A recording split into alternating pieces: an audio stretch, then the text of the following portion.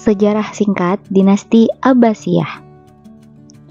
Dinasti Abbasiyah berkuasa selama 5 abad, yaitu sejak tahun 132 sampai 656 Hijriah atau 750 sampai 1258 Masehi atau kurang lebih 508 tahun, menggantikan Daulah Umayyah yang telah berkuasa selama 92 tahun. Pendiri dan sekaligus khalifah pertama dinasti Abbasiyah bernama lengkap Abdullah As-Saffah bin Muhammad bin Ali bin Abdullah bin Al-Abbas bin Abdul Muthalib, atau lebih dikenal dengan nama Abu Abbas As-Saffah, atau ada pula yang menyebutnya dengan Abul Abbas As-Saffah. Nama Abbasiyah yang digunakan oleh dinasti Abbasiyah sebenarnya diambil dari nama leluhur mereka yang bernama Al-Abbas bin Abdul Muthalib. Secara nasab, Al-Abbas sangat dekat hubungannya dengan keluarga Nabi Muhammad SAW, yakni sama-sama keluarga Bani Muthalib. Al-Abbas merupakan paman baginda Nabi Muhammad SAW.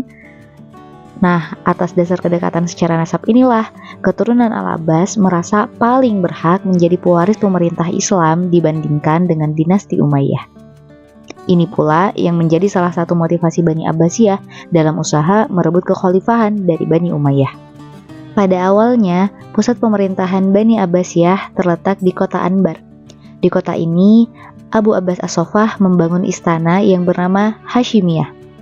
Namun, tidak lama setelah istana selesai dibangun, Abu Abbas As-Saffah meninggal dunia karena penyakit cacar. Tampuk kekuasaan kemudian berpindah ke saudaranya yang bernama Al-Mansur. Setelah dikukuhkan menjadi khalifah, Al-Mansur memutuskan untuk membangun pusat pemerintahannya di kota Baghdad. Pada saat itu, Baghdad hanyalah suatu perkampungan kecil. Meskipun demikian, Baghdad merupakan situs Mesopotamia kuno di era kerajaan Babilonia beberapa abad sebelum Masehi. Al-Mansur mulai membangun Baghdad pada tahun 762 Masehi. Ia mempekerjakan sekitar 100.000 arsitek, pengrajin, dan buruh yang didatangkan dari berbagai wilayah seperti Syria, Suriah dan sekitarnya, Mesopotamia, Irak dan sekitarnya, dan daerah-daerah lain. Pembangunan kota Baghdad berhasil diselesaikan dalam waktu 4 tahun. Setelah selesai, Al-Mansur memberikan nama resmi kepada kota Baghdad dengan sebutan Madinatus Salam atau kota perdamaian. Tata kota Baghdad dirancang dalam bentuk bundar. Karenanya, Baghdad dikenal dengan istilah kota bundar. Di sekeliling Baghdad dilapisi oleh 2 tembok besar yang tingginya 90 kaki atau sekitar 27 meter.